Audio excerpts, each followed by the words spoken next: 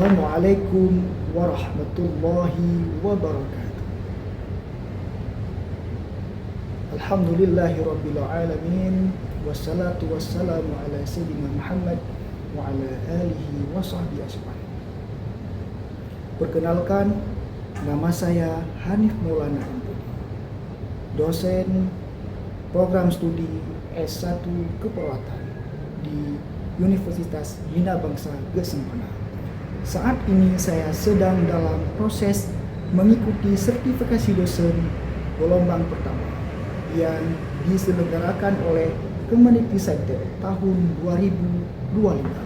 Saya akan melakukan penyusunan dokumen pernyataan diri dosen dalam unjuk kerja Tridharma Perguruan Tinggi atau PDD UKT-PT.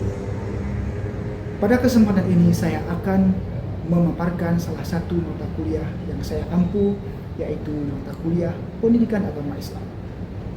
Saya mengajar mata kuliah Pendidikan Agama Islam pada semester pertama tahun ajaran 2024-2025 dengan beban 2 SKS. Mata kuliah ini merupakan mata kuliah yang wajib diambil oleh setiap mahasiswa. Deskripsi mata kuliah ini mengkaji fondasi ajaran Islam sebagai muslim dan muslimah, terutama yang berkaitan dengan ibadah. Mahasiswa diajak untuk merealisasikan fondasi ajaran agama Islam dalam kehidupan sehari-hari yang bersumber daripada Al-Quran dan hadis. Materi yang disampaikan dalam mata kuliah ini adalah tentang taharah, salat, puasa, zakat, haji, dan umrah. Adapun kemampuan yang diharapkan dalam mata kuliah ini adalah mahasiswa mampu menjelaskan konsep taharah dan urgensinya dalam kehidupan sehari-hari. Adapun metode yang digunakan dalam video berikut ini adalah metode ceramah dan case method, diskusi dan tanya jawab.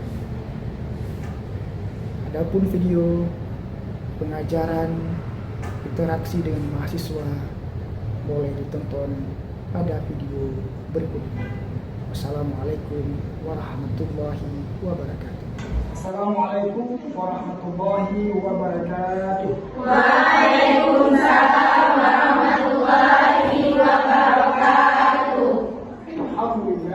Alhamdulillahi rabbil alamin. Wassalatu wassalamu ala sayyidina Muhammadin wa ala alihi wa sahbihi ajma'in.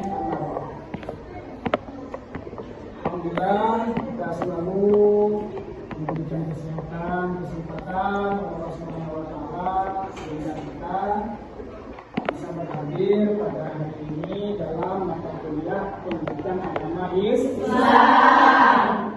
Baik, sebelum kita melanjutkan ke materi hari ini, pertemuan yang kedua, mari kita berdoa bersama.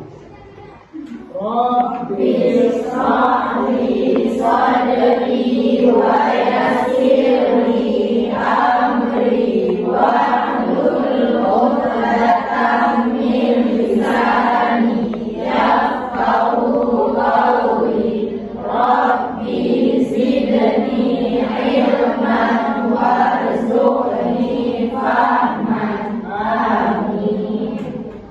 Baik, para mahasiswi, alhamdulillah pada hari ini kita sudah bertemu yang kedua dalam mata kuliah Pendidikan Agama Islam, dan kita telah bertemu dalam pertemuan pertama adalah pengantar mata kuliah dan apa saja yang kita pelajari sudah kita bahas di pertemuan pertama.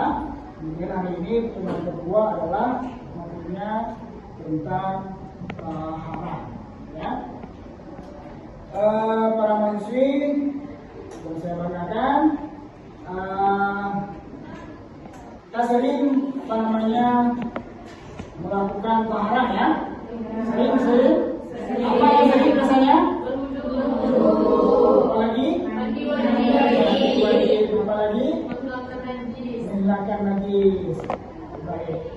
apa arti tahara itu? Nah, boleh. Tahara itu ada dua, ada menurut bahasa dan menurut syarak. Ya. Kalau menurut bahasa itu bersih, kalau syarak melakukan sesuatu yang memperbolehkan salat, seperti wudhu, mandi, tayamum, dan menghilangkan najis. Ya, sangat bagus ya. Jadi tahara adalah ya, sesuai dalam materi kita hari ini.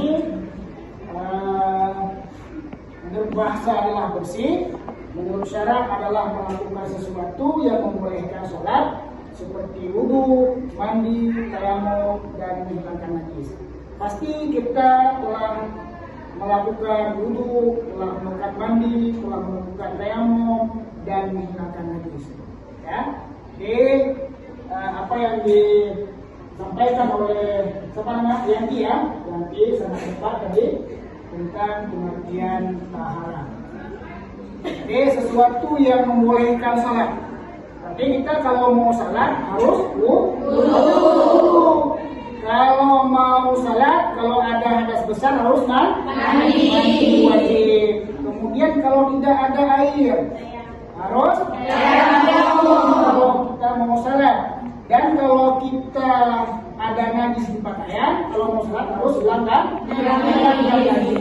Nah, kalau sudah semuanya itu kita lakukan, baru kita boleh salat. Ataupun bukan salat saja. Apalagi tawaf juga demikian. Apalagi baca Al-Quran, menyentuh Al-Quran. Apalagi yang dapat melakukan seperti salat. Apalagi yang wajib-wajib. Apalagi puasa tidak termasuk. Puasa bukan termasuk dalam tahara. Ya, oke, salat. Apalagi tawaf, baca Al-Quran. Baik. Kemudian pembahasan kita juga termasuk ada 7 jenis air yang bisa kita untuk bersuci ya, bersuci. Ada yang tahu 7 air itu? Oh ya, silakan. Ya. Pertama air hujan, air laut, air sungai, air sumur, air matahari, air embun, dan air sungai. Iya, sangat bagus ya. Ada 7 air ya. Jadi memang sudah paham kita. Ini 7 air ini sah untuk kita bersuci. Ini namanya air mutlak ya. Yang pertama air hujan, yang kedua air laut, ada air sungai, air sumur, air matahari, air embun. Ini air embun. Ini ada 2 dia. Ada air embun itu yang sifatnya air, ada air embun itu yang sifatnya keras. Semua air ini bisa kita gunakan sebagai alat suci. Misalnya kita ke laut, boleh kita ambil wudhu air laut. Tidak mesti menggunakan air yang tawar. Air asin pun, air laut pun bisa. Kemudian kita masuk ke dalam pembagian air. Pembagian air. Ini yang perlu kita pahami secara mendalam.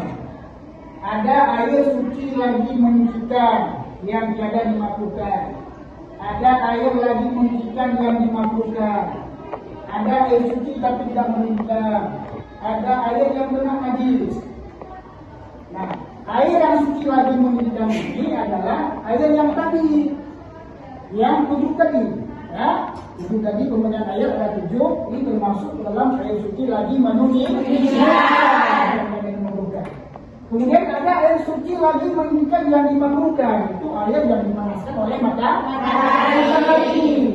Ya, yang air itu dipanaskan oleh matahari berada dalam wadah besi. Nah, itu efeknya nanti dapat menyebabkan kepada kesehatan, dapat menyebabkan kepada penyakit kulit. Baik. Kemudian ada air suci tapi tidak mengikat. Itu ada dua. Ada air yang mustahmal, ada air yang berubah. Air yang berubah juga ada dua lagi. Ada yang deras, ada yang deras. Nah, air mustahmal dulu. Apa air mustahmal? Air mustahmal yang pernah digunakan. Makna air mustahmal ini adalah air yang pernah digunakan berwudu, air yang pernah digunakan mandi wajib, air yang pernah digunakan menghilangkan najis. Misalnya contoh, ya, contoh air yang telah kita berwudu pada basuhan yang wajib, muka basuhan yang wajib kita gunakan. Basuhan yang wajib itu pada kali yang pertama kita ambil air wudu, kemudian kita usah muka, air ini jatuh ke bawah. Itu namanya air mustahmal itu namanya. Ya? Nah, air yang basuh kedua kali bukan lagi mustahmal, karena itu bukan lagi wajib, itu air sunnah. Oke, yang basuh kedua tidak usah muka, air ini jatuh ke bawah. Itu namanya air mustahmal itu namanya. Ya? Nah, air yang basuh kedua kali bukan lagi mustahmal, karena itu bukan lagi wajib, itu air sunnah. Oke, yang basuh kedua sunnah tidak lagi termasuk air mustahmal. Ya? Kalau mandi wajib, berarti air mustahmalnya bagaimana? Air mustahmalnya adalah pada basuhan yang pertama. Misalnya kita mandi wajib, kita basuh di sebelah kanan dulu, misalnya sebelah kanan sini. Nah, kemudian kalau kita taruh wadah di sekitar kita, air yang basuh pertama kita itu jatuh ke wadah itu, ada kita tampung air. Itu namanya air mustahmal yang telah digunakan mandi wajib ataupun menghilangkan najis. Ya. Menghilangkan najis. Bagaimana air mustahmal yang dihitungkan kepada menghilangkan najis? Nah, contoh misalnya di sini ada misalnya najis, saya ingin tadi najis, ya. Kemudian kita menghilangkan najis dengan najis yang ainiyah, najis yang jelas, yang masih nampak. Kita hilang dulu najis yang ainiyah ini. Najis yang nampak kita hilang ambil tisu. Sekarang sudah mulai tisu. Ambil, kemudian sudah hilang bekasannya, sudah hilang semua itu. Kemudian ini sudah seperti tidak ada lagi sesuatu najis. Kemudian setelah kering baru kita ambil air, kemudian kita siram seputaran najis yang kita bersih tadi, kemudian kita siram. Nah, setelah itu ini namanya air mustahmal, tidak boleh digunakan lagi seperti itu, paham? Baik. Kemudian ada air yang berubah, ya? Ada berubah dengan secara jelas, ada berubah dengan secara tidak jelas. Berubah secara jelas itu seperti air, misalnya kita ada sirup merah, ada air 1 gelas, kita tuang campur air sirup merah ke dalam air itu sudah nama air sirup merah. Sudah berubah air itu, ya? Sudah berubah. Jadi bukan lagi itu air yang bisa digunakan untuk alat suci, ya? Tidak lagi suci, tapi dia bisa minum seperti itu, ya. Nah, ini jelas, ini yang tidak jelas. Nah, artinya perubahannya tidak jelas. Ada yang berubahnya dengan gara-gara sebab air mustahmal, ada dengan sebab yang lain. Contoh misalnya dengan sebab air mustakmal tadi. Kita akan berwudu pada bausan yang pertama tadi. Ya. Kemudian di wadah kita yang kecil ini ada air yang suci lagi meningkat ini. Nah, ini kedua, kan ini nggak habis airnya. Kita basuh ini, basuh. Kan ada percikan air ke sini. Ada. Ini kan basuh air mustakmal ke sini. Iya. Di perubahannya tidak ada. Kenapa? Karena sama warna. Ini harus ditakdirkan. Takdir. Ini harus dibuat ukuran kita. Kalau memang itu warna merah jatuh ke dalam bejana itu bisa berubah nggak dengan 5 tetes? Tidak. Kalau tidak berarti air itu bukan air yang berubah. Tapi kalau memang kita perkirakan air itu dengan banyak tumpah ke situ ke dalam air yang suci, berubah. Kalau berubah berarti air itu tidak boleh digunakan lah. Yang air yang suci tapi tidak mengikat. Bisa diminum, bisa dibuat minum, bisa didaur dalam kuah, bisa. Ya? Bisa baik. Kemudian satu air yang kena najis. Yang kena najis. Nah, ini yang kena najis, baik jatuh najis ke dalam air yang sudah sampai 2 bulan. Kalau jatuh najis ke dalam air itu sudah benar najis. Tapi kalau ada sampai 2 bulan, artinya kalau kita buat persegi itu adalah 60 kali 64 persegi, ya, itu air itu kalau najis jatuh ke dalam air itu tidak pernah air itu sampai 2 bulan, ya. Baik, Bapak, ada satu kasus yang terjadi, ya. Nanti para mahasiswa atau mahasiswi saya bagi kelompok, kemudian diskusi kasus ini, ya. Ini kasus yang biasa dalam profesi perawatan adalah keluar.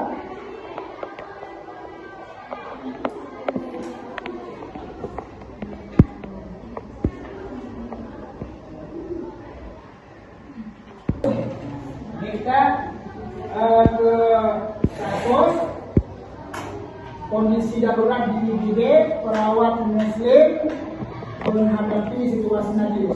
Nanti diskusi kasus ini yang pertama. Ini deskripsi kasusnya. Di sebuah rumah sakit umum daerah ada seorang perawat muslim yang bernama Laila, ya, sedang bertugas di ruang instalasi gawat darurat IGD. Seorang pasien datang dalam keadaan kritis dan mengalami muntah serta BAB tidak terkendali. Laila sebagai perawat jaga segera melakukan penanganan dalam proses merawat pasien tersebut. Ia terkena najis, muntahan dan ginjal pada sebagian tubuh dan pakaian. Beberapa saat kemudian, waktu salat zuhur hampir habis. Laila ingin melaksanakan salat, tetapi kamar mandi rumah sakit penuh dan waktu tidak memungkinkan untuk mandi atau mencuci pakaian secara menyeluruh. Di ruangan yang sama terdapat dispenser air galon dan sedikit air di wastafel. Sementara itu pasien lain juga menunggu perawatan darinya. Ia pun bingung bagaimana caranya menjaga kebersihan diri agar tetap bisa sholat tanpa melanggar syariat Islam, tetapi juga tidak melantarkan pasien. Ini ada beberapa pertanyaan diskusi. Ini kelompok 1, ini kelompok 2, ini kelompok 3, ini kelompok 4, ini kelompok 5. Nah, kalau di kelompok, yang kelompok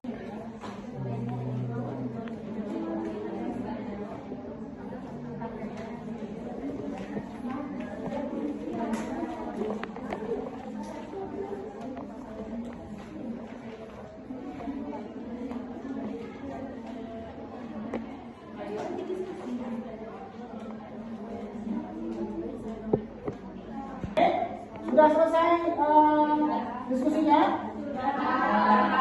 Baik, kita persilakan dulu kelompok 1. Silakan tentang masalah pengertian tahara dan pentingnya bagi seorang muslim khususnya dalam konteks profesi perawat. Silakan. Baik, saya akan menjawab pertanyaan Bapak. Jelaskan pengertian tahara dan pentingnya bagi seorang muslim khususnya dalam konteks profesi keperawatan. Baik, saya akan menjawab. Tahara secara bahasa yaitu bersuci. Dalam istilah fikih, tahara yaitu membersihkan diri dari hadas dan najis untuk menjalankan ibadah khususnya sholat. Tahara meliputi adanya wudhu, tayamum, menghilangkan najis dan mandi wajib. Nah, bagi seorang perawat muslim, tahara sangat penting karena profesi ini bersentuhan langsung dengan kebersihan dan kesehatan. Nah, selain menjaga kebersihan medis, perawat juga harus menjaga kebersihan spiritual agar dapat menjalankan ibadah dengan sah dan menunjukkan teladan yang baik. Sekian dari saya, terima kasih. Baik, kelompok satu sudah tadi, kemudian kita perkenalkan kelompok 2 ya. Silakan. Jadi saya akan menjawab hasil diskusi dari kelompok 2, yaitu pertanyaannya adalah apa saja jenis-jenis air dalam Islam yang bisa digunakan untuk bersuci? Apakah air galon atau air wastafel di IGD termasuk dalam kategori itu? Jawabannya adalah jenis air dalam Islam yang bisa digunakan bersuci ada 4, yaitu yang pertama air suci lagi menyucikan, yaitu air mutlak, yaitu adalah air hujan, air sungai, air laut, air sumur, air keran, dan air galon selama tidak berubah warna, rasa, dan baunya. Terus yang kedua adalah air mustakmal, air yang bisa digunakan untuk bersuci dan tidak menyucikan kembali. Terus yang ketiga air mutaghayyir, yaitu air yang berubah sifatnya karena bercampur bahan suci lainnya. Terus keempat adalah air najis, air yang terkena najis dan pulang dan dibuang pula. Jadi jawabannya adalah air galon dan air wastafel di IGD termasuk air mutlak dan boleh digunakan bersuci selama tidak berubah bau dan warnanya. Terima kasih untuk kelompok 2, kemudian kelompok 3 ya. Kelompok 3 ya. Silakan kelompok 3.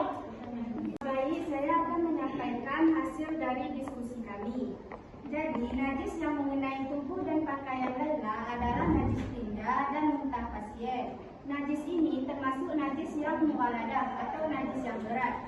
Najis ini tidak bisa kita abaikan dan harus kita sucikan sebelum melaksanakan salat. Namun, dalam kondisi darurat itu terdapat keringanan atau rusak selama tidak ada alternatif lain dan waktu salat yang sudah hampir habis. Sekian dari kami, terima kasih. Terima kasih kelompok 3 ya tadi. Kemudian kelompok 4 ya. Silakan kelompok 4. Apa yang seharusnya dilakukan oleh Laila agar bisa tetap melaksanakan salat sesuai dengan syariat Islam dalam kondisi darurat? Nah, yang bisa dilakukan oleh Laila adalah membersihkan tubuh atau pakaian dengan air di wastafel ataupun air galon. Jika tidak memungkinkan membersihkan pakaian, maka diperbolehkan sholat dengan pakaian yang terkena najis dalam kondisi darurat. Laila bisa berwudu dengan air yang ada seadanya. Jika tidak ada air, maka diperbolehkan tayamum dengan debu suci sesuai dengan aturan syariat. Terima kasih. Kemudian kelompok 5 berarti ya. Kelompok 5. Menyampaikan diskusi kami, yaitu bagaimana Islam memandang situasi kedaruratan dalam pelaksanaan ibadah dan bagaimana prinsip ini diterapkan dalam praktek salat.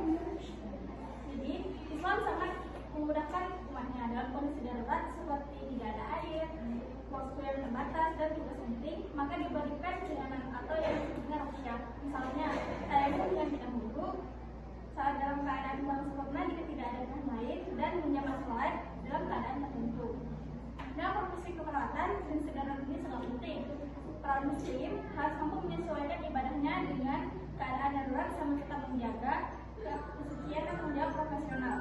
Inilah bentuk keseimbangan antara agama dan juga kemanusiaan. Baik, terima kasih seluruh kelompok yang telah diskusi bersama tadi yang sudah sangat jelas esensinya. Pada hari ini kita tadai.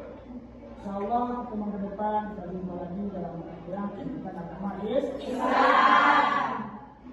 Kita akhiri. Wabillahi taufiq wal hidayah. Assalamualaikum warahmatullahi wabarakatuh.